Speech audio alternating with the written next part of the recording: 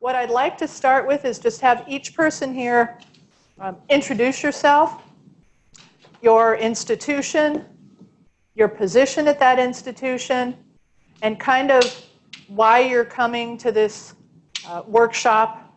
And it is a workshop. This is not a lecture. I don't lecture. I make you work and I stand. So there'll be hopefully lots of feedback from you, because we're all experts in this area. But kind of let the group know why you're interested in those career readiness skills, employability skills, whatever at your institution you call them. So I will start with our host,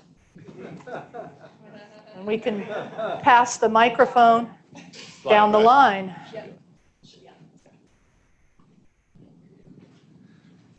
Hello, everybody. Jorge Cardenas. I'm one of the associate deans in the Forbes School of Business and Technology at Ashford University. Welcome. This is a great topic. I actually was present at a talk that Phyllis gave 2 years ago at our regional related to career readiness, specifically the Nace Competencies. That is an organization that really does research in this area. I brought that back to our School of Business after that, and a couple of our program chairs took those concepts and began to align their programs to those Nace competencies. Specifically, our MBA program chair, who recently revised the program from head to toe, made sure that each of those skill-related competencies were incorporated throughout the programs. As a School of Business, one of the goals of all of our program chairs moving forward is to begin to look at each program a little bit deeper and identify the skills that are being taught in the existing programs, and also align them to specific professional standards that are out there. And a lot of those professional standards are skills in specific industries. So, when Phyllis approached me about the workshop, the title of the workshop for today, together with the other officers of our region, we thought a great topic would be to, not just talk about, different types of, competency or skills models, but also how would you incorporate that into an academic program. So looking forward to Phyllis's research, and thank you. Thank you, Jorge. My name is Julio Garbe. I'm coming from United States University. I'm the MBA program director for 3 years. And the reason that I'm here is because I want to learn more. I've been with this kind of workshops for 3 times, and that's because we change 3 times leadership at USU. Then this is the 3rd time, and I think the new provost and the new dean are going to be very glad to hear the new information coming from Phyllis. Thank you very much. Thank you. Hello, everyone. I'm Dr. Karen Ivey. I'm one of our associate deans at Forbes School of Business and Technology, Ashford University. This subject is so key and is so needed. It's essential, basically, in industry. So as Jorge said, a lot of us started looking at NACE and aligning our degree programs with the NACE. In my division, we started looking at industry models of competency models for those various degree programs.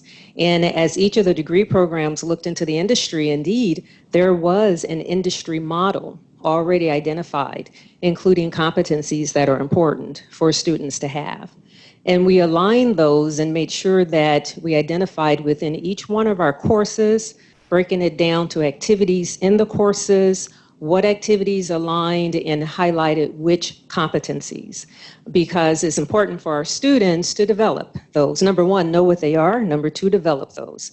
And number 3, when they actually go and look for those jobs, and the jobs within the job requisitions are identifying you need these skills, these competencies, they can align it. And they can say, not only, yes, I have it, but this is where I exercised and applied it in the degree programs. And so I'm really looking forward to the session here as we share out what we've done. Thank you. Hello, everyone. I'm Dr. Avisha Sadaginejad. I am the program chair for 3 marketing programs that we have here at Forbes School of Business and Technology. And we are creating a graduate program in marketing as well.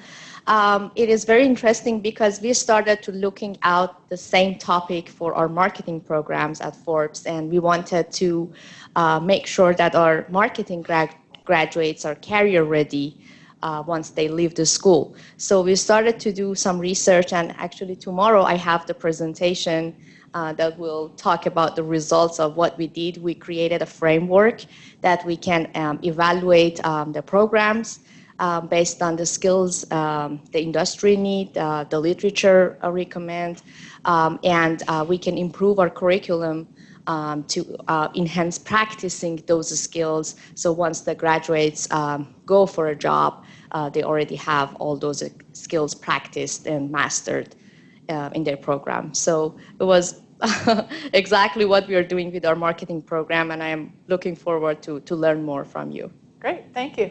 Dr. O? Okrepkie Nzogu, Dr. O for short. So this is very interesting to me because I also, when I saw what Jorge had have done, you guys have done a great job mapping. But in our school, we have dentists who are coming to get orthodontic degree so they can go to corporate dentistry. We have pharmacists who are going to go to the chains. And as we talk to employers, we're hearing something different. And so I really am looking forward to learning so we can better prepare our dentists and our pharmacists and our nurses to do a better job. So they can be here from us. All right, thank you. Thank you. Hafa. My name is Annette Santos from the University of Guam. I am the Dean of the School of Business and Public Administration. And I'm really happy to be here. I've attended several workshops associated with our meetings and our conferences. And this particular topic is interesting. In academic year 2016, we kicked off a revamping of our business administration degree program with an ambitious goal of implementing it in academic year 2018, which we did. But that involved a lot of hard work. I'm going to be giving a presentation tomorrow about that whole process. And the impetus behind this is the integration of theory and practice. It's what we talk about all the time. How do we integrate the two? And so in this framework for a new program, we identified the importance of building skill sets into our program and throughout the program, as opposed to just doing the outbound exam or just or complementing that with an inbound. We wanted to know how our students were doing throughout, especially since we identified a high retention rate from sophomores to juniors. The other thing that we incorporated into the framework are testing competencies. And so with the help of some Peregrine services, we were able to build in some competency exams. So we required all our students to take an inbound exam at several points and definitely imposed an outbound exam for all our programs. And in between, we used several things. We were concerned about the writing of our students, so we did cite and write to make sure that students were prepared at a certain level to get into their foundation courses. And so there were a number of other things that we built into it, and I'll go into that in detail. But this is, the way things are changing in the environment, both for business and for higher education, requires us to constantly be on our toes. And so, the question is, are we still relevant? And we ask that question every year at our fall retreat. And I want to make sure that we're all aligned and, speaking off the same page and just interested in hearing what everyone else is up to. So thank you. Thank you. Hello, my name is Susan Silverstone. I'm a professor at National University in the College of Professional Studies. We have just gone through a very big reorganization. We no longer have a School of Business. We have been integrated with health sciences, engineering, public administration, criminal justice, media studies, and a lot of others, all into the College of Professional Studies. Some of you know we've just been given an enormous donation to National University. And the idea behind that is just what we are all discussing here today and what Phyllis is going. We're not looking for students well, we will still, but we're looking now to offer to employers and to the workforce, certainly in San Diego and beyond, skills to make them successful in their chosen careers. So very apropos to be here at this time and to listen to what you're all talking about and the research from Phyllis. So thank you all. I should also say that I am the regional director for this Western region, and thank you for coming. I'm Jim Jeremiah, professor at Ashford University. My program that I'm responsible for is organizational management. The reason I'm here is because Jorge and Karen made me. That's a legitimate reason. That's a, you know, it's a legitimate reason. It's called employment. Now, one of the things that we're really concerned about, because the program that I'm responsible for in org management is the longest running online program that we have at Ashford. And we've gotten exceptional responses from our alumni as far as what they tell us, how relevant and how helpful the program has been in their career. 94% of our alumni indicate that the program has enhanced their career and really helped them through their growth. So we're pleased with that. But as said earlier, we dare not get complacent with the things that we're doing. We know there's skills gap issues out there in the marketplace. We're working on that institutionally and trying to figure out where we go. But we want to get more specific in areas of degree programs. So one of the things that I'm looking for is to get some insight into some things that we might integrate through assignments, through a variety of other things to help our students become more prepared. So that's our story. Great. Good afternoon, everyone. I'm Olin Odekoven. Isn't it ironic? We actually have 3 Dr. O's in the room. Did you ever notice that? I just happened to dawn on me when you introduced there. That doesn't happen very often where we get 3 Dr. O's in the room. I think you all know I'm president and CEO of Peregrine. And I'm choosing my words carefully there because why am I sitting in the room with you? Really about 3 reasons. First of all, reason number 1, and maybe you guys might not know this, we started Peregrine Leadership Institute about 15 years ago before we started our academic services company. And in Peregrine Leadership Institute, we teach leadership and team skills, first-line supervisors, managers. We do a little bit of executive education, but mainly we're in the first-line supervisor area. And soft skills, so I've been teaching soft skills, career skills to supervisors and managers and through our team for about 15 years now. So that's kind of item 1, and as a consequence of that, we're working a lot with employers and what are the challenges and issues out there. Second reason why I'm here is as you all know, I mean, we provide services to you all mainly in the areas of knowledge-based assessment and online courses. And starting about 4 years ago, some folks started to ask me about, well, how do you assess soft skills? What kind of service do you have to assess these things called leadership and communications and teamwork? And we didn't really have anything. And but it got me thinking a lot about this. And I was telling Phyllis a couple of years ago with Byra, we started talking about this. How do you do this? So we started forming a vision here of developing an assessment service for you that relates specifically to soft skills. So as time allows, might visit a little bit, because we're just piloting it right now.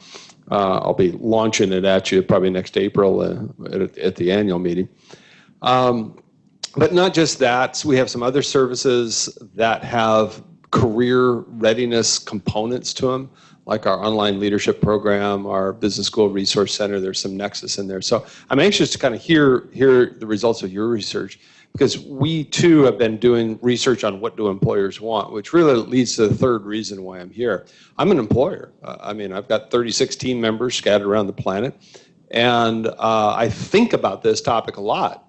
We just hired, and I'll probably share with you. Is this recorded, by the way? I should probably.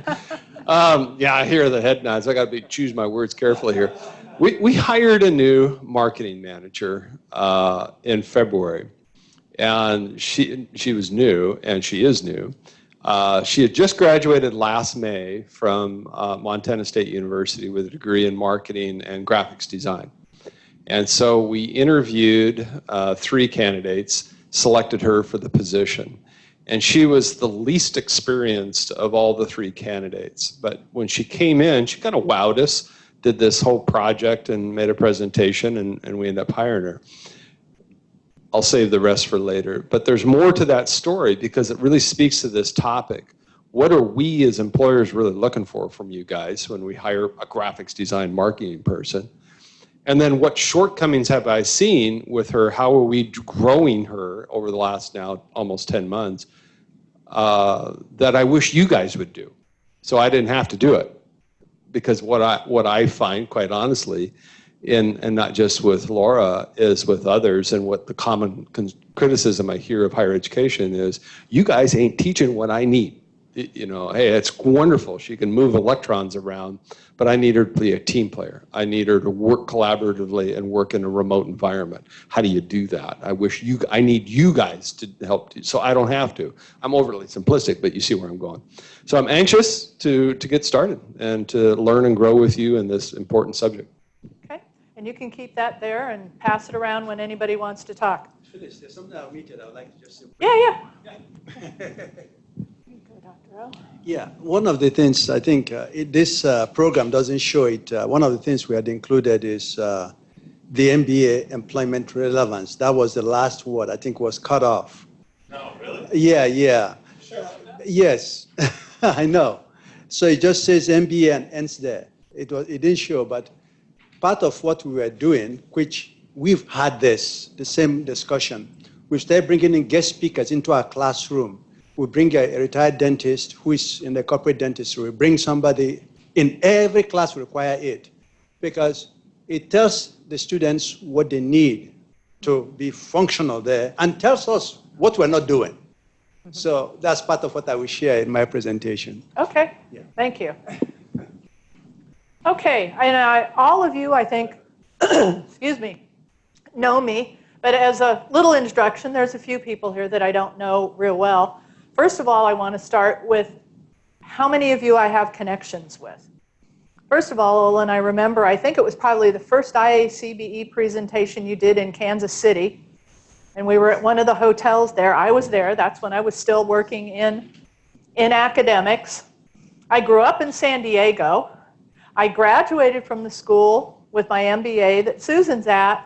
I also lived in Guam for 2.5 years and worked for the governor of Guam. So connections in a lot of ways. I have been to Dr. O's school too, and my parents live there. So it's amazing how many connections with all of you. And I think that's one of the things that makes IACBE unique as an accreditor, and that we have these kind of connections. Without naming any specific other accreditors, if you look at leadership in the organization, you'll see that IACBE, I've been a dean of business programs. I've been a faculty member. I've been an adjunct. I've done all those kinds of things. That's what I did before I came to IACBE. And even since I've been at IACBE, I still teach accounting on occasion for schools because I don't want to lose touch with the people on the ground and what that does. If you look at some other accreditors, their leadership are not people from an academic background. They're people with executive director experience. Great people, but it's a different way to look at what we do when you've never done it, when you're trying to help people understand something that you have never done in the way that we have. And I actually started out my teaching when I was in Guam at the Pacific Institute, teaching classes to high school dropouts and people who couldn't go to college, and word processing on an Apple IIc. So it was a really long time ago that I did that. But I've been the president of IACBE for about 2.5 years. I've been with IACBE for 5.5 years. I started looking at how many schools I've been to, and someday I'm going to count them all up because I've been to a lot of them. Prior to that, worked on accreditation for 2 different schools I was at that ended up getting IACBE accreditation. and also went on 7 site visits as a site visitor before I became a staff person. So I truly have been in your seats. I've done what you're doing and what you're trying to do. So I hope that that empathy and that connection, that I can make it with all of you. I think I have with a lot of you that I've worked with before. But that's our goal. If you look at our tagline, our motto, whatever you want to call that at IACBE, it's moving forward together. Together's the piece I think we excel at. I mean, you're always moving unless you're dead. Forward, we try to keep it going in the right direction, but we really want to walk alongside you as your partner in this whole accreditation, program review. We provide people who do program reviews. Our members help each other on that. And just in moving your programs forward. And in trying to look at this whole idea of career readiness, career competencies, where is that going, and what does it mean to business programs, and specifically to our members who have business programs. So, trying to be a good educator, I tried to put together what you would get by the end of this.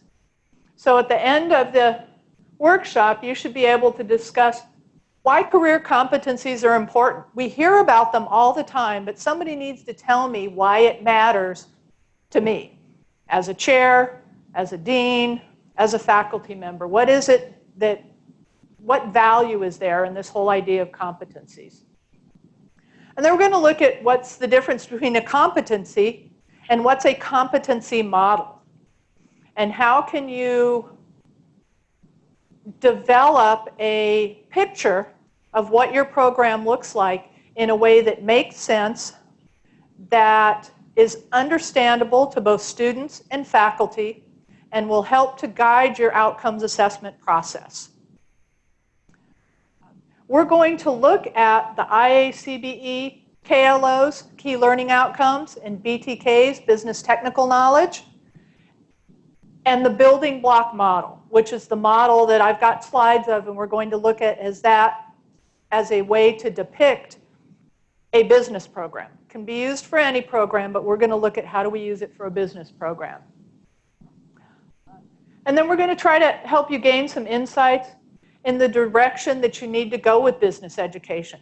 I think I've heard everybody here say that you're doing the best you can, but employers are not running up and saying you're doing an amazing job yet. There are still things that students are not getting, that they're not coming out as prepared as employers would like them to be. And I've got a slide later on that looks at employers' perception of how well prepared students are and students' perception of how well they think they're prepared. And they're not the same. And it's not because students are outperforming what employers expect. So we'll look at that. And how do we close that gap? What do we do? Mm-hmm. Here, wait. Because then Cecilia won't hear. Along with that point, could we also address the question, will on-the-job training ever go away? Just keep that phrase. Now, Olin, this is for you. Well, you bring it up, too. Bring it up when it fits into the discussion. And then finally, we're going to look at what I see more as resume-worthy experiences to increase career readiness. This whole idea of resume-worthy has come up. I'm working with Jordan Levy from CapSource. He's helped us with the student case study competition in the last few years, and now moving forward, instead of us doing the student case study competition, which is really not what we do, we're an accreditor, we're working with Jordan, and he's taking the lead on doing a lot of that work with the student case study competition. We're still a sponsor. Hopefully Peregrine is still on board with that. It will still look to people the same way. It's just instead of us doing that. And he always talks about the goal at CapSource with what they do with experiential learning is to provide resume-worthy experiences. And towards the end of the presentation, we'll look a bit about what the difference is, at least in my mind, between experiential learning and resume-worthy experiences. So hopefully that will be useful to you in thinking about how you teach in the classroom, how you help students to get this resume-worthy experience. So first of all, why are career readiness skills important? I mean, it's kind of like the answer, I'm here because my boss told me to be. Career readiness skills are important because employers tell us that they are. I love business programs, but I've always said that you don't get a degree in business, marketing, accounting, finance, pick a business field, because you want to think great thoughts. You get a job in these areas because you can get a job. You can build a career. You can run your own business. You can start your own business. It's not like a degree in philosophy or religion where you can sit in the corner and just think great thoughts for the rest of your life. It really comes down to getting employment, to building a career for yourself. So I thought that was the simple answer. Why are they important? Because employers tell us they are. So can everybody see the slides all right? So in looking at those, these are the Nace Competencies. This is the most recent Nace data. Nace is National Association of Colleges and Employers. They do a survey, a job outlook survey every year. They did it in November of 2018, and it is the job outlook information for 2019. And if you look at the things that are important, they had employers rate on a scale of 1 to 5, with 5 being the most important, 1 being not very important, what was important in graduates when they were making hiring decisions. Number 1 item is critical thinking and problem solving. The top 4, oral and written is partly a hard skill, but it's also a soft skill. But really the top items are soft skills. They are not things that are easy to measure. Being good at teamwork and collaboration is one piece. Being able to talk about teamwork models is something else, and that's an important part of their education. But being able to work on a team is completely different from being able to talk about models. The next one, the 5th one down, digital technology. That's interesting that it's there. Leadership, career management, and global. Another piece to look at, here's employer-rated proficiency is the orange, student-rated proficiency is the gray. In all but one area, students rated themselves more proficient than employers did. The only area that students rated themselves lower was digital technology, and not a lot. It's like 7%, so it's not a huge gap. But if you look at where we have the largest gap of any of them, where is it? Professionalism. So employers are telling us that students think they're being professional, but in the employer's eye, they're not being professional. Some of the other areas, and the numbers on the side is what was most important. As you recall on that first slide, problem solving was number 1 important, and there's a gap of almost 25% between what students perceive and what employers perceive. 2 was teamwork. 3 was professionalism. 3rd most important thing to employers, and we've got a huge gap between what students perceive and what employers perceive. Olin, wait. Yeah. What's the demographic of the students? What's the demographic of the students here? Are we talking the traditional, these are like seniors, 22, 23-year-old? These are more traditional, Okay. Yes.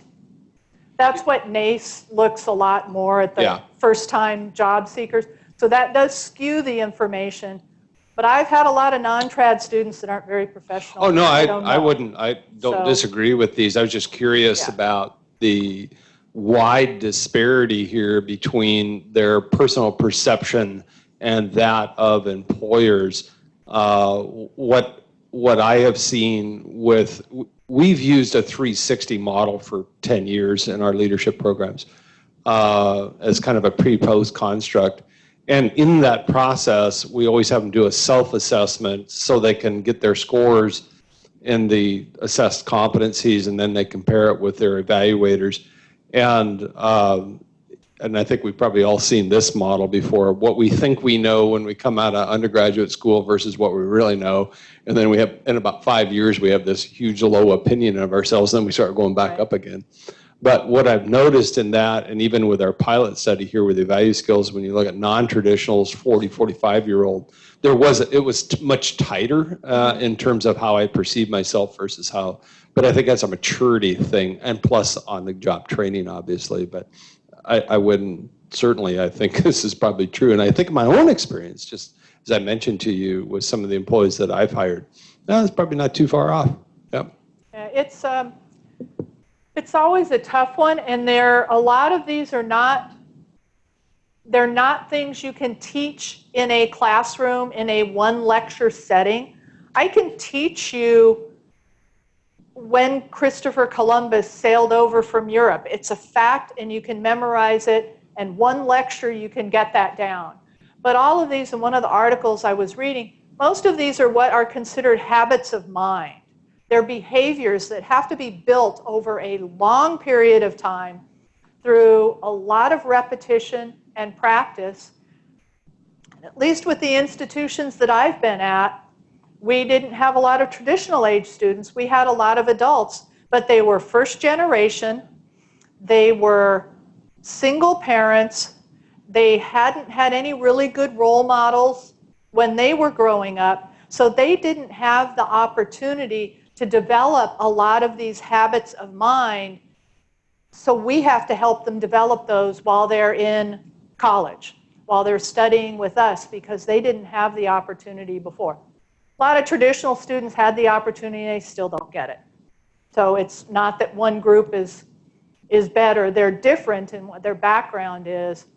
But habits take time. If you look at a lot of the literature, to develop a new habit takes 30 days. You have to do something every day for 30 days to really make it a habit. So we expect to give students a team project in one class. The team meets a few times, they do a team presentation, and we put a check in the box that, okay, they've mastered teamwork, they were good kids when they worked in their group, so we're going to say they achieved the competency of teamwork. And then they get out in the workplace, and they think they've mastered it. We've told them that they have mastered it. They earned a good grade in the class, they got a good grade on the paper, so they see themselves as doing really fairly well. In the case of teamwork, employers agree. But if we look at professionalism, communication, leadership, even problem solving, and the last one, career management. Where do we teach them career management? Does anybody have a career management course that teaches them more than how to do a mock job interview and complete a resume? Do you really teach them how to manage their careers? And we'll look at later in this what the definitions of each of these are. But one of the big pieces in career management is, can they self-advocate for themselves in the workplace? And that's different than challenging the instructor for a grade, because that's not going to work in the workplace. So how do they learn these things if all they've done is classroom?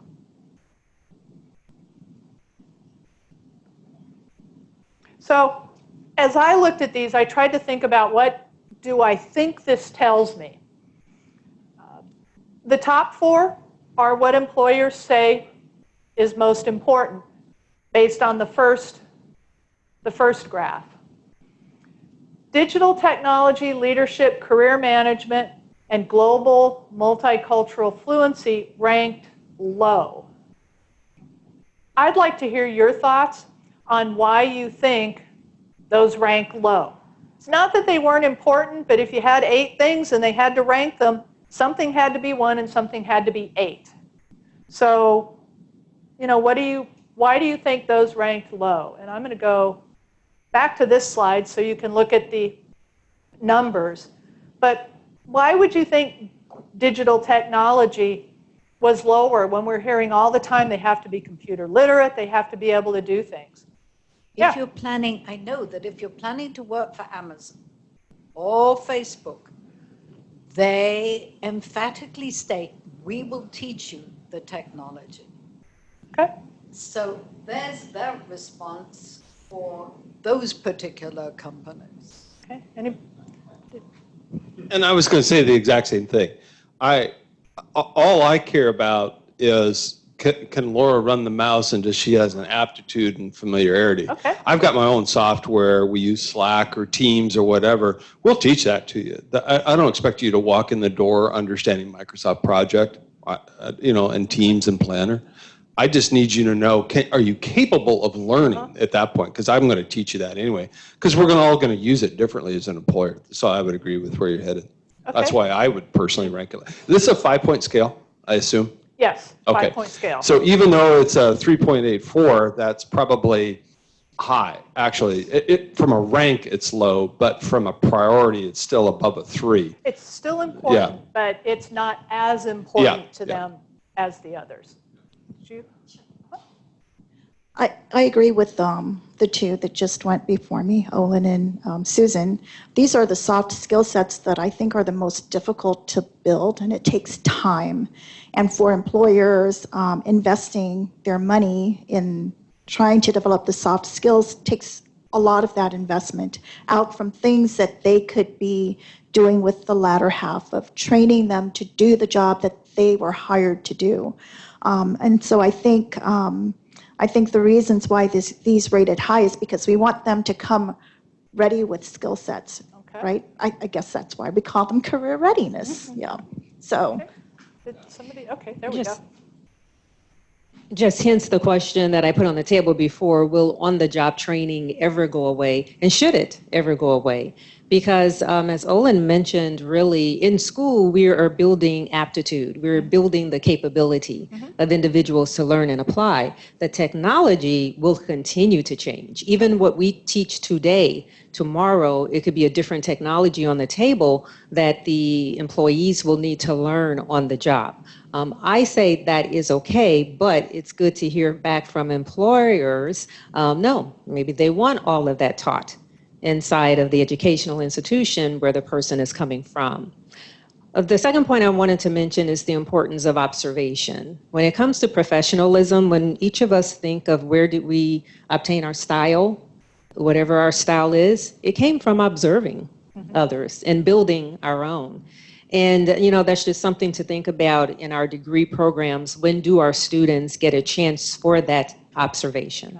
Good point. Especially in online programs. Exactly. When you may share a camera or they may not share a camera, so they may never see the faculty members. Yes? I agree with technology and probably career management or stuff that are faster or easier to be learned. I don't know why leadership is there, because it's one of those skills that someone needs some time. But I would explain it as that not all of the employees need that skill for their job, especially for the entry level.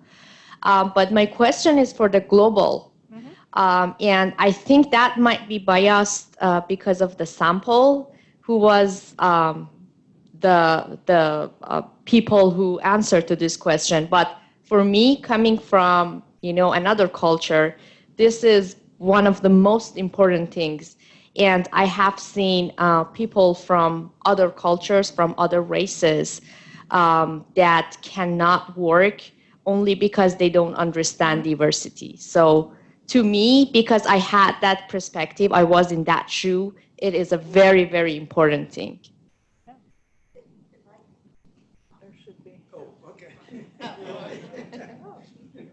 If I could add, as you were talking, I was also thinking of this idea of diversity, right? I think maybe diversity might be what we're trying to capture with the last item there.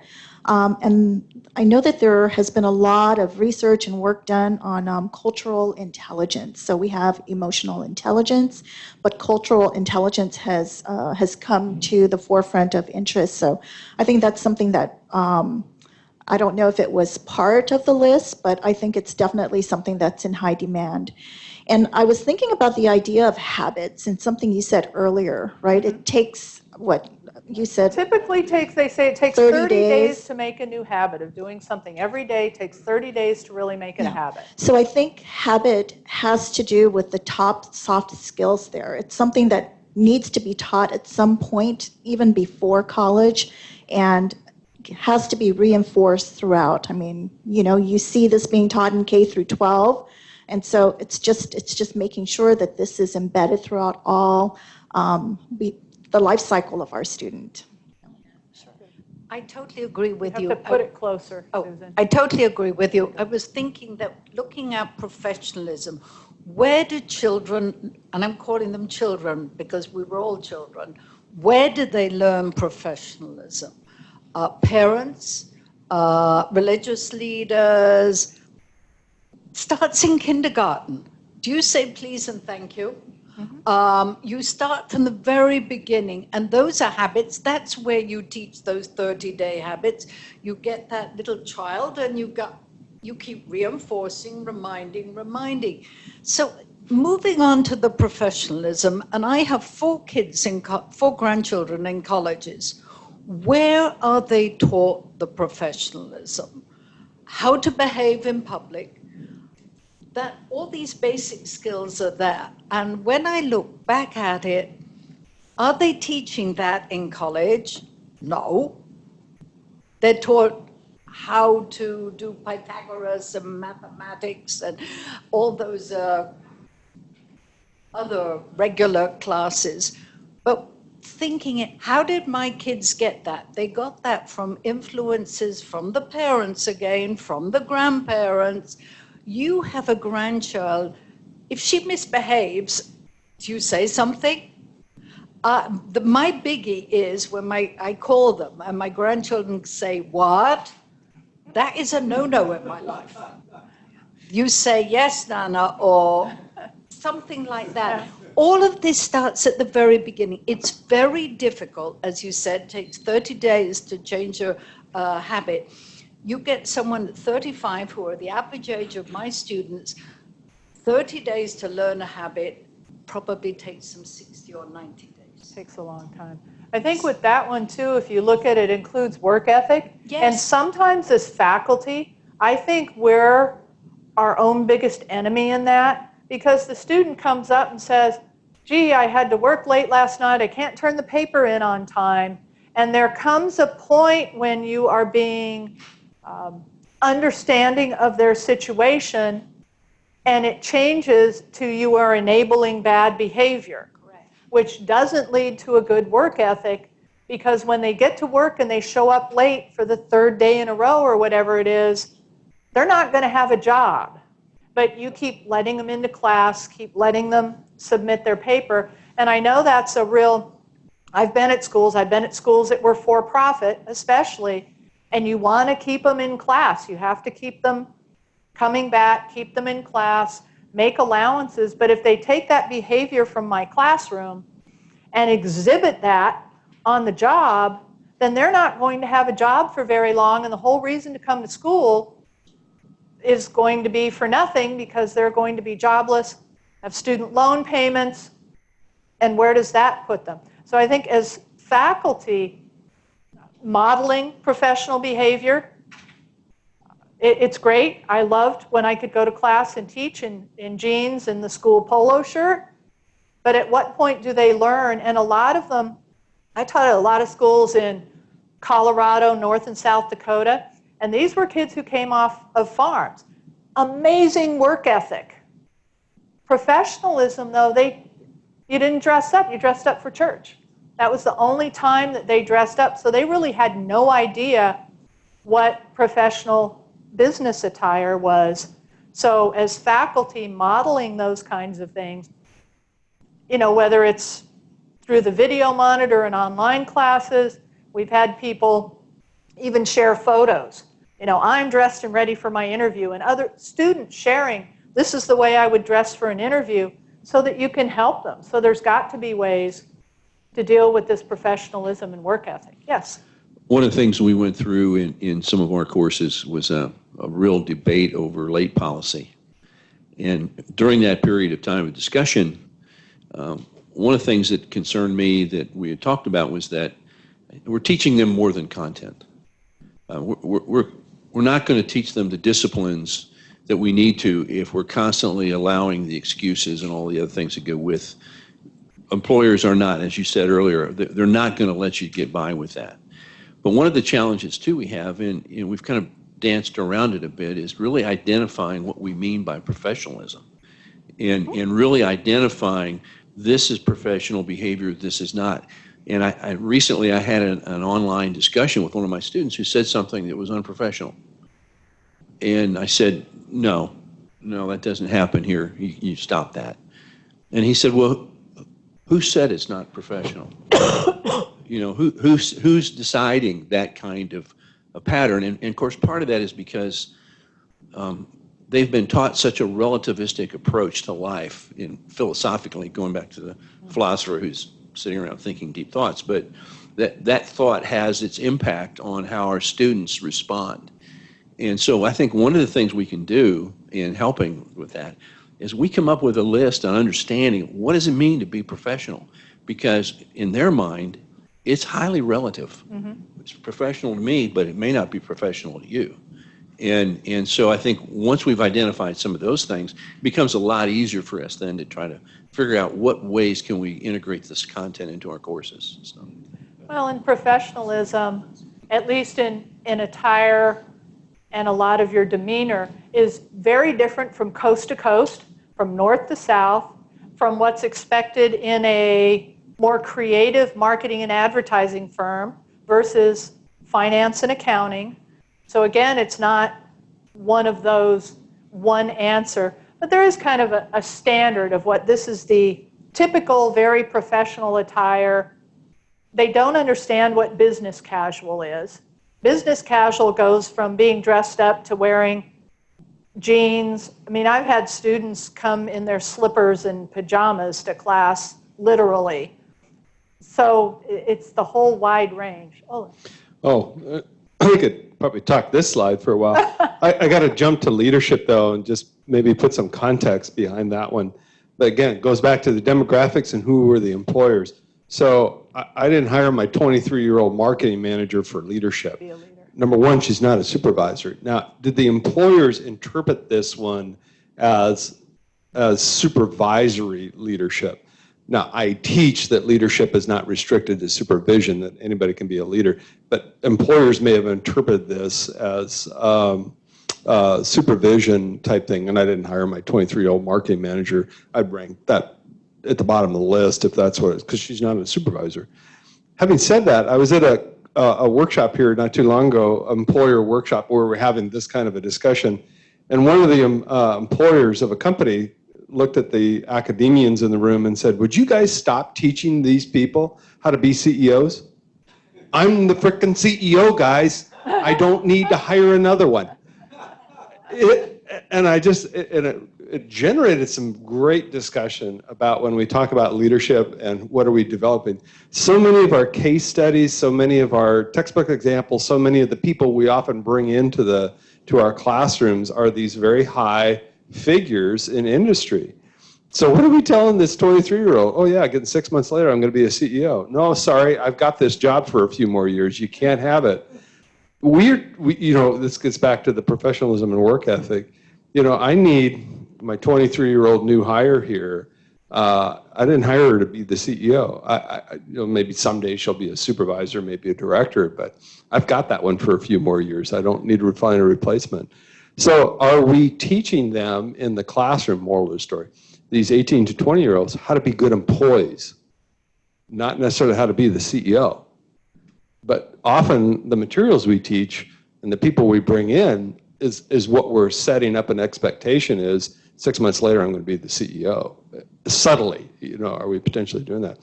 Fascinating stuff here, though. I wouldn't disagree with the rank order of things. Putting on my employer hat for a moment. Global multicultural fluency, I think it depends on who the employer is. It's absolutely important for me. I'm a global company. I got people in Mongolia. I can't even speak Mongolian, and they work for me. So global awareness with my team members is critical to me. And we're working with people all over the world. Now, down the street, across the parking lot from me is an environmental scientist company that just deals in Wyoming in reclamation.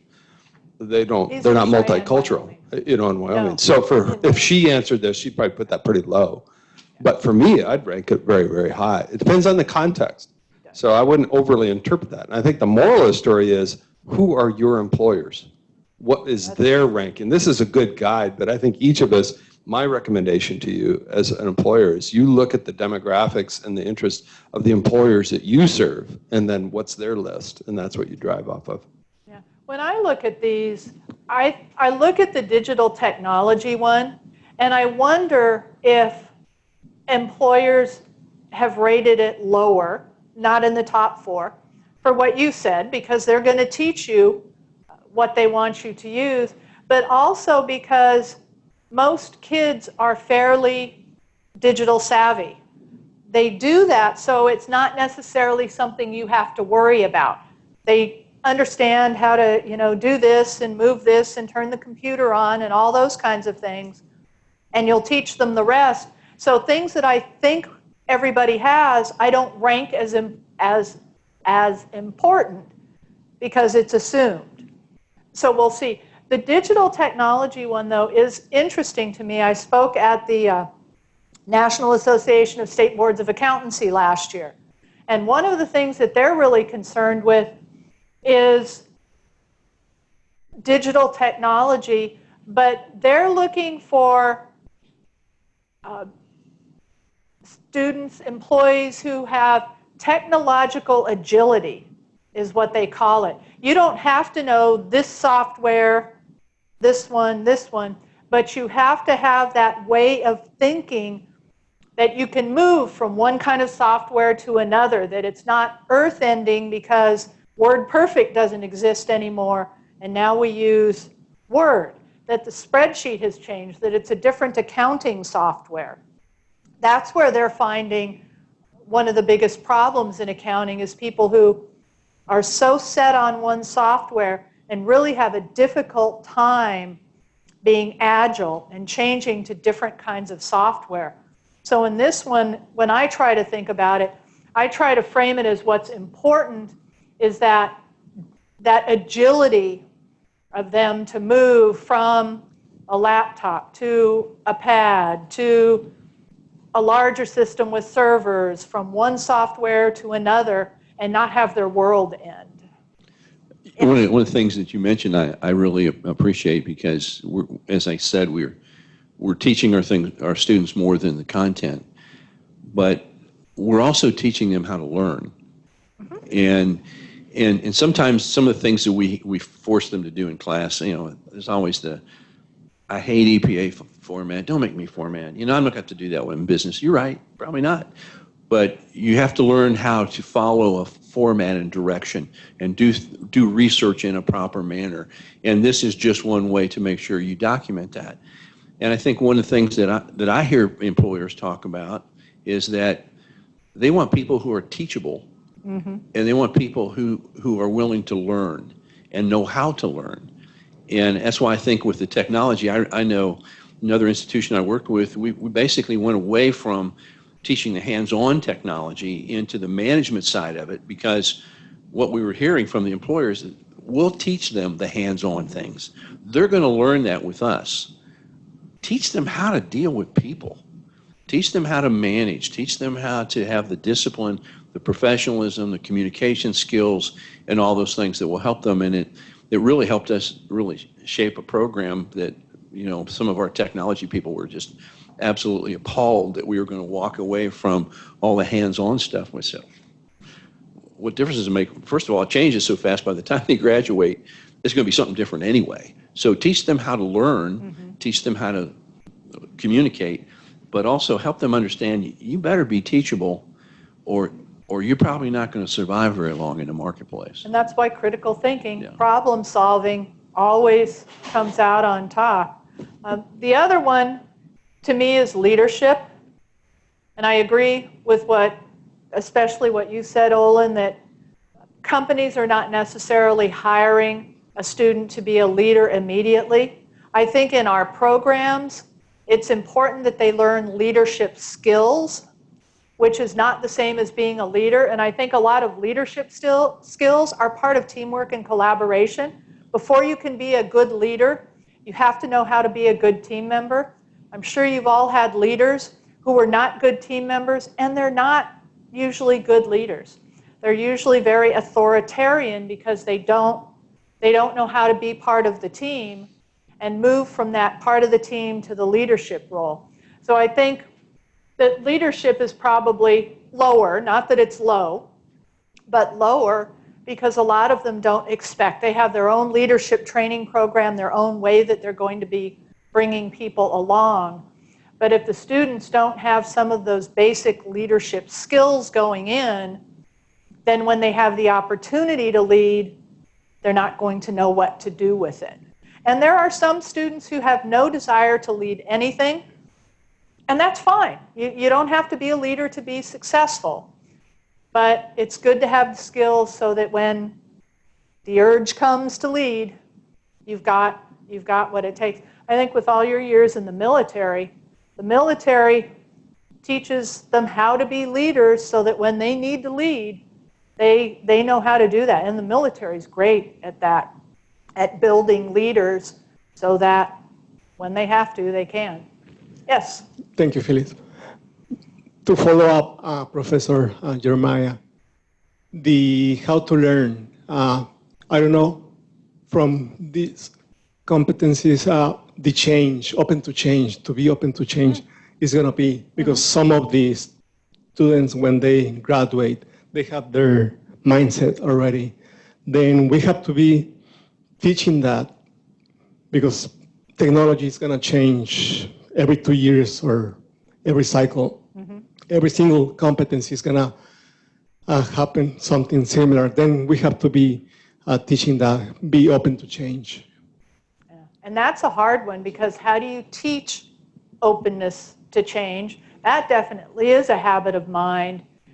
And how do you measure whether they're open to change? But you're right. They've got to be, again, agile, willing to change and evolve with the environment.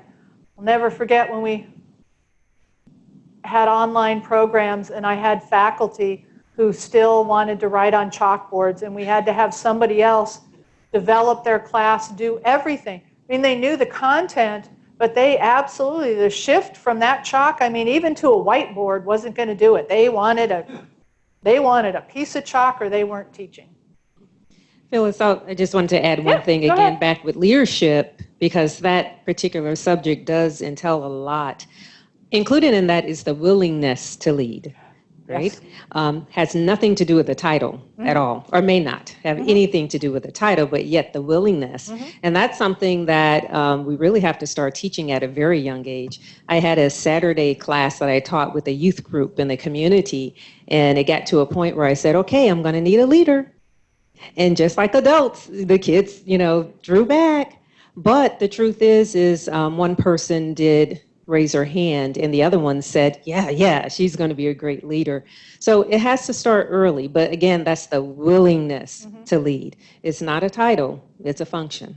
It's an interaction as well. It is. I had to piggyback on that, I had an interesting conversation with a grandson, and I've got 13 grandkids, so I pick an age, and I've got one. But he's into some military things. He's still a teenager, very interested in a lot of things. And he says, I want to be a leader, and I want to do these things. And yet, observing his behavior around the house, you start looking at it going, leadership starts with self-leadership. Until you're really in charge of yourself, you haven't earned the right to be really given direction to anyone else. Of course, that's not exactly what he wanted to hear, because he was really mad at his sister. But the fact of the matter is how he handled all that. And so we had a chance to talk about that. And it made me think that with a lot of the young people coming through school, and our students are older, but we still see some of the same characteristics, they think that leadership is almost a divine right. Mm-hmm. You know, I want to be the CEO. I've gone through school. I expect to come out now. I'll be out a few months, and then you'll make me the CEO. And, you know, you kind of give them a toast of reality with all of that and say, not yet. And I think that maybe that's where some of that leadership ranking may have come into bear based on what your question was, who was the market that was really tested. But we're seeing a lot of younger people coming out thinking that leadership is a position, and it's not necessarily a skill and things that are developed.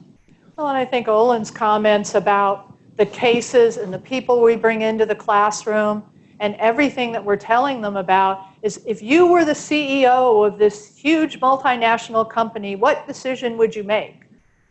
I mean, it's good that they have to think through that, but their expectation starts to become, I'm going to be the CEO from day one, and they don't always understand, and we don't make it clear. And maybe that's part of that career management piece, that this college degree, whatever level it is, doesn't necessarily mean you're going to start at the top.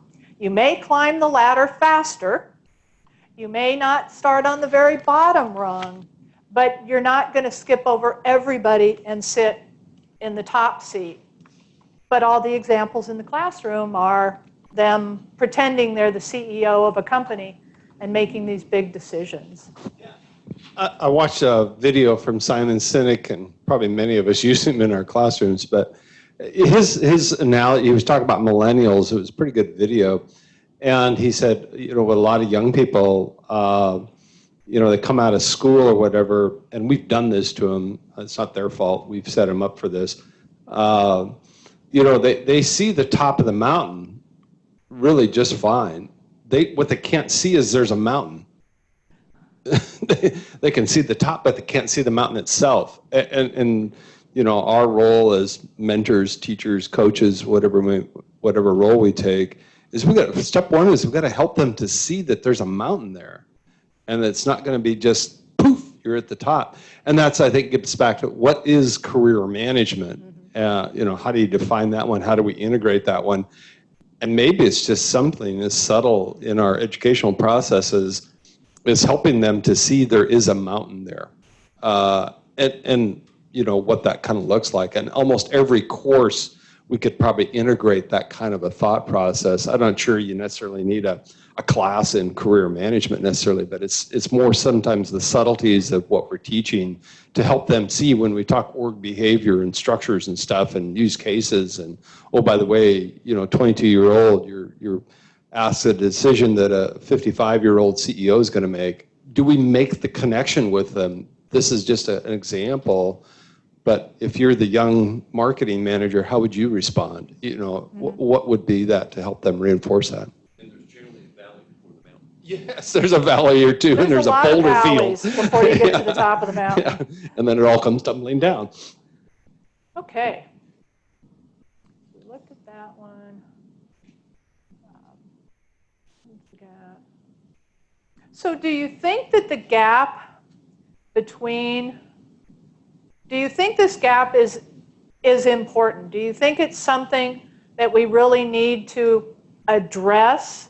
Or do you think that there's maybe underinflation by employers of what the skills are and a little overinflation, and really they aren't as far apart as we see? Or is just getting perceptions? I think this is something important. I always, when I work with schools, I've had people say, why do you have indirect measures for outcomes assessment? And if you have a student complete a survey and self-assess on how well they've achieved the outcomes, and you compare it to their demonstrated achievement of the outcomes, in a perfect world, those two would be fairly well aligned. Because if they're not, I think the students can have trouble getting a job and trouble keeping a job. If they think they're a 5 out of 5 on business knowledge, but what they've done in the classroom shows they're a 2 out of 5, and they sell themselves when they get a job as a 5 out of 5 and act like a 5 out of 5, but can't back it up, chances are they're not going to have that job for very long. The really negative side of that is it comes back to haunt you. Because the employer says, I hired this person, they told me they were a 5, they come from this great school, and they don't know anything, can't do what they said they were going to do. Next time I think I'll hire somebody from a different school. The opposite side of that, and I've seen it, is when students underrate their real abilities. They're very shy, very self-deprecating. They're not going to say, I'm a great accountant, I know this stuff. And they rate themselves lower, and they never get the job because they're not good at that career management skill of self-promoting. They don't get the job, and who does it hurt?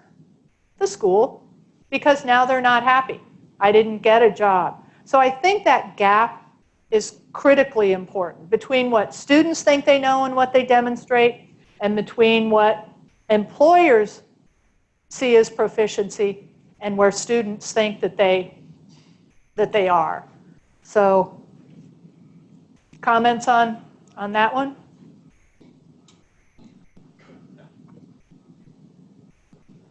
When I look at this, I see us caught in the middle, and then I see opportunities. We're caught in the middle because we work with both sides. We are responsible for providing an academic experience so our students are successful.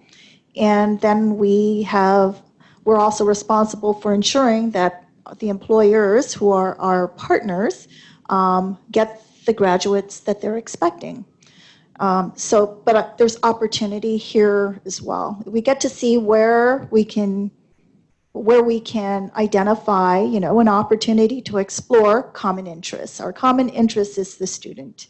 And if we take teamwork, for example, the gap is not that large. No. So, maybe that's not an urgent area for us to address, but if we go down to professionalism, that's the big part. So the question I think we need to ask ourselves is, how do we close that gap? And one of the, there's this rave, everyone's on this trend of mentorship and coaching, and is that the answer? And have we even measured impacts of whether or not those programs help? And then as I mentioned to the group earlier, I was really intrigued by an article that was talking about High Point University and how they get a mentor to freshmen at the very start. And so I think this just is a reminder to us of the opportunities that exist when we talk to members of the business community. It's nice to have an advisory council.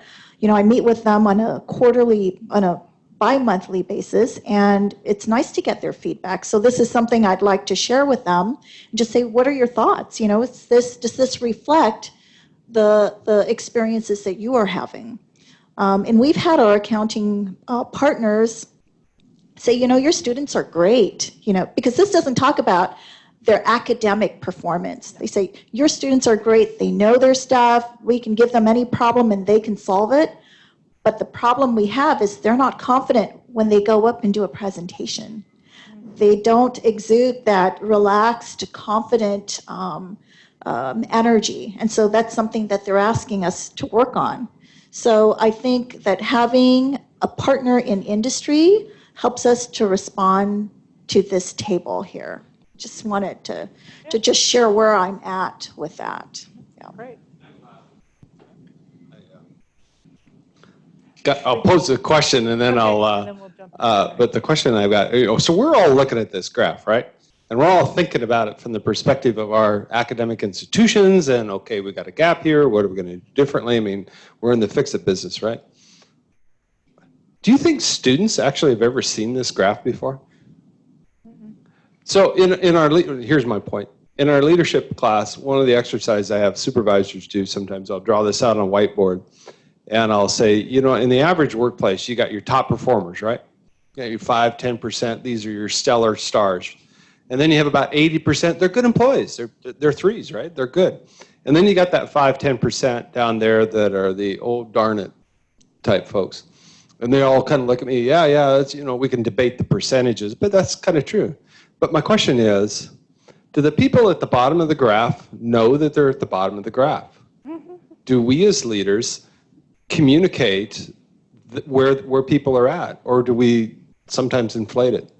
And so, because I'm an eternal optimist, I really think most people have, good people. And I guarantee you in most organizations, the people at the bottom of the graph don't know they're at the bottom of the graph until we tell them we're at the bottom of the graph. I think this would be a marvelous graph to get a bunch of seniors right before you graduate, show them this chart. Because I think it'd be an eye-opening experience, and it'd be a great discussion in a senior seminar for a bunch of 22-year-olds, because they're going to look at that and go, really? And then they realize, that's kind of my point. Do they know this? We learn it, but do the students know and understand that graph? And 90% of them probably don't. But they won't know what to do until they tell it and they understand it. Yeah, thank you. Jorge. Yeah, I mean, I agree with Olin and what Annette said, specifically what Annette said, that, at universities and educational institutions, we have these advisory boards, advisory councils from industry. They're there, but, do we actually get their feedback? So we do an excellent job of measuring how our students do in the classes on learning outcomes of the programs, but we don't get this feedback that you have here, right? So what are the specific skills that you're looking for? And I think that's a huge area where we can improve. Some of the research that Avisha will share, I'm sure, is related to that. It's great that Nace is doing this, but we should be doing this on an ongoing basis. Not just in industry in general across the United Nations or globally, but within the community where we live. Mm-hmm. And I think that's the piece that we're missing right now. I'm going to say, Jorge, sometimes maybe we have the information, but we're not given it to use it. Let me explain. So in working with our corporate partners, as they were reaching out to some of our business partners, I found out that they actually collected that information from the business partners. They were collecting the competencies that were important to that particular business partner in their area, but they didn't pass it to us. Yeah, so our corporate partners is the organization inside of our school that reaches out to companies, and we educate their employees, basically. Okay, but I found out that they had that information, but they're not turning it over to academic. All right. I'm wondering too. Are we in this position of trying to get this in front of our students because we're afraid to tell them the truth? That, because for many of them up to this point in their life, somebody, I'd love to find who started it, but probably wouldn't be a good idea. You can do anything you want to do. You can be anything you want to be. That is not true. That's just not true. Everybody gets a trophy. Everybody gets a trophy. So even if we showed them the ranking and said, dude, you're in the bottom 10% and dropping. Okay, we don't do that. Part of it's from an academic standpoint, and we know this. We're afraid we're going to lose students. We're evaluated on retention. We're evaluated on graduation rate. So, yes, you are in the bottom 10%, but you'll still get a bachelor's degree. It's like one of my doctors says, you know what you call the guy who graduated at the bottom of the medical school? Doctor. Still doctor. And so that's one thing when it's your doctor, but it's the other thing when you're looking at this and you're going, how can we get students to understand not only what this graph says, but what it means? Mm-hmm. And I would love to know the ideas that you have on how in the world we gently, lovingly share it with those who are tender and sensitive so that we can help them understand, you better pick it up, or you're probably not going to like the outcome once you get out into the marketplace, because I guarantee you, your boss is not going to be as sweet and nice as I am. So I think this is going to tie into what we're talking about. I had a student, he's a graduating senior. He caught me as I was walking into my office, and he said, may I speak with you? And I said, sure, come on in. And he's, trying to work through the capstone course, and he says, I'm going to withdraw from my class. And I said, well, why are you withdrawing? And he said, well, I don't get along with my group, and just is having difficulty. So I said, okay, so what are your plans? And he said, well, I'm going to take it next semester. I said, okay, let's explore this a little bit more. So why don't you get along with your group? Oh, we can't meet, started to talk about some of the issues. And then I said, okay, and so if we go into next semester, are you going to have the same problem? And he said, no, I'll be working with a different group. And I thought, okay. I said, now here's where we're going to have the heart-to-heart. You are only in control of what, of your thoughts, your actions, your behaviors. You have to understand that if you withdraw from this class right now, you cannot ask your faculty member to allow you to continue to take the class because you're making a decision to drop. So it's owning the decisions that you make. And then it's the responsibility. So this student came to me last semester and said, I didn't pass with a C. I passed lower on this course, but can I make a deal with you? Can I make a deal that if I pass my capstone, that you consider waiving it? And I said, well, you know what? Let's cross that bridge when we get there. Let's cross that bridge. You work on passing that course and passing all your other classes, because I'm not even going to entertain this deal. And I don't make deals. I'm about making sure that you finish your degree successfully. So this student, this was a hard talk. And I've had a chance to sit with millennials and I realized that millennials are 40-year-olds now. So I think I'm sitting in a room full of millennials. But it's the Gen Zers and the younger ones, so it's just adjusting my mindset. Am I going to be tender and get this message across? But for the student, I had to pull out all the stops and just say, listen, this decision is not a decision that's isolated to this course and in your academic career.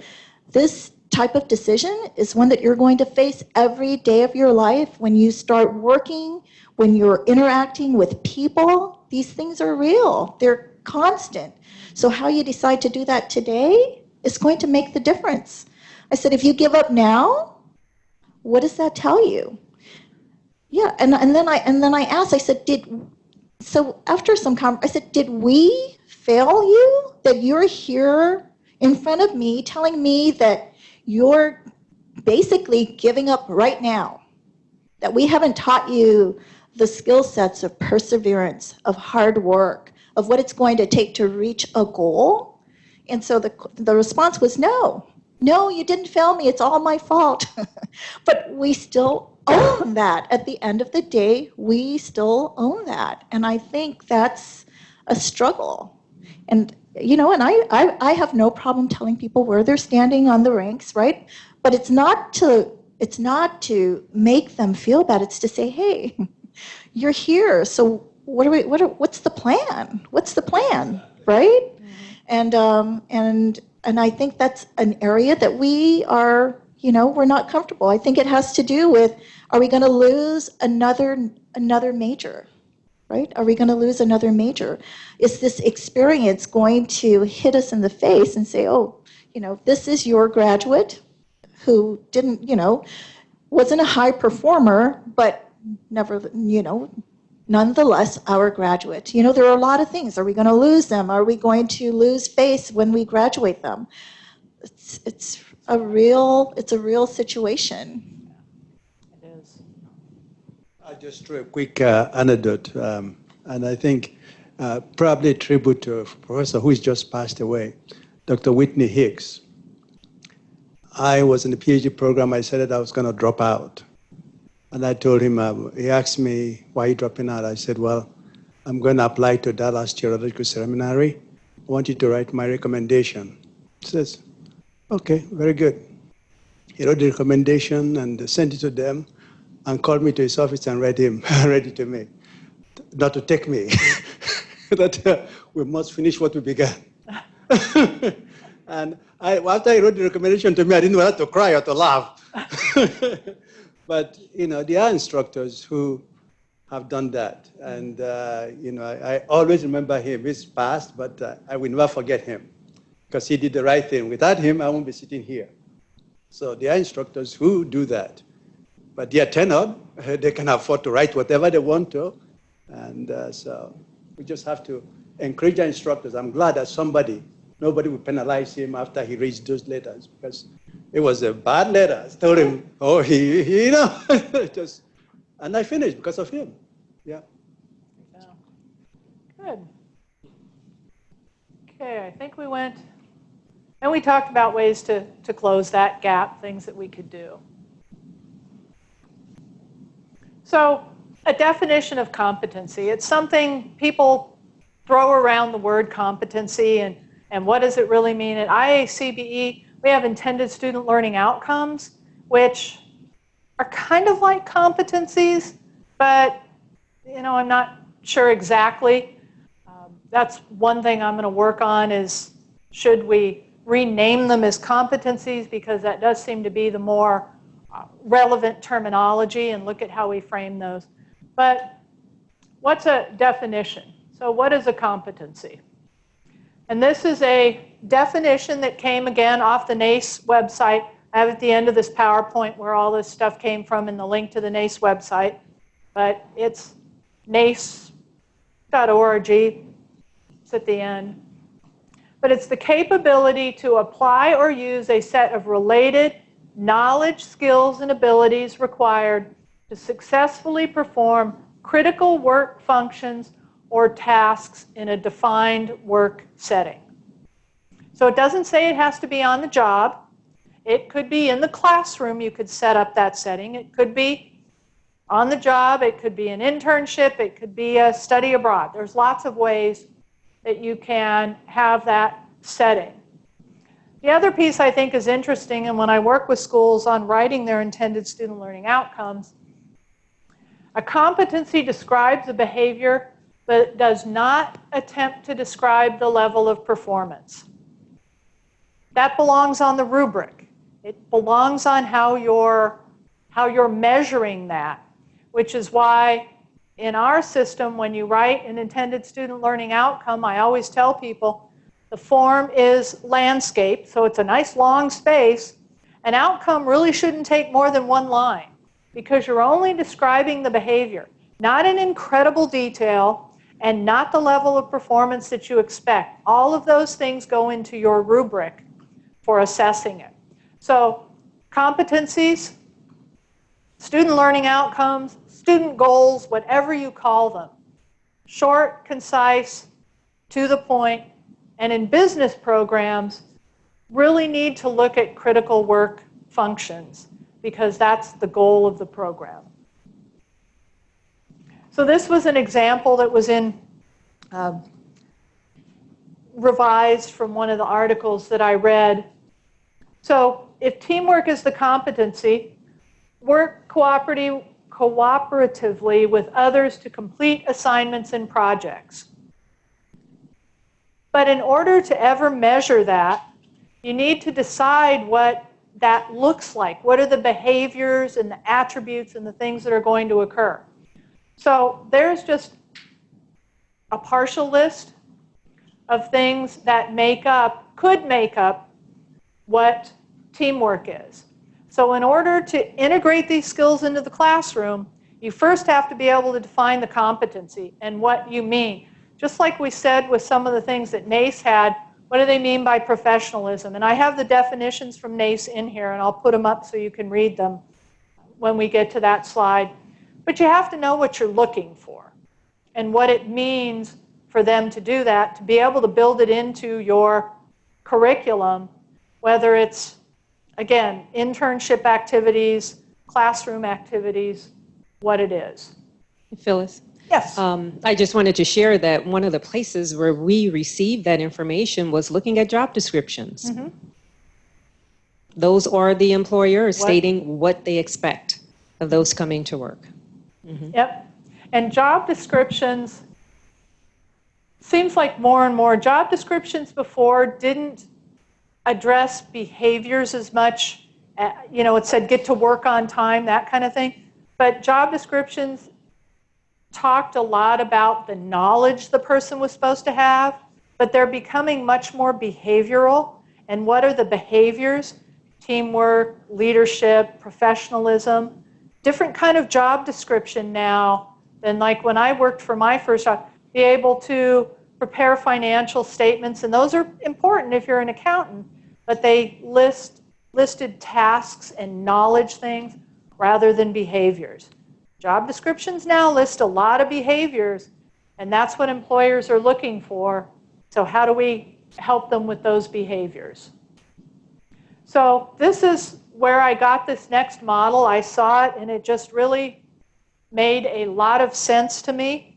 So I have taken it, we'll go through it, and we're going to look at how do we change it a little bit because it talks about industries. And I will argue that business isn't an industry.